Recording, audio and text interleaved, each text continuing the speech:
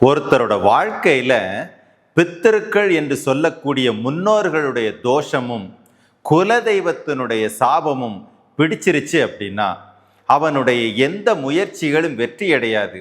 வாழ்க்கையே ஒரு சுமை மிகுந்ததாக மாறிவிடும். உடனே நம்ம என்ன பண்ணிடுவோம், நதி தீரங்கள் கடல் தீரங்களில் போய் தர்ப்பணம் வெளியில் போய் கொடுக்க ஆரம்பிப்போம். ஆனால் அது பலன் கொடுக்குமான்னு கேட்டால் கண்டிப்பாக கொடுக்காது.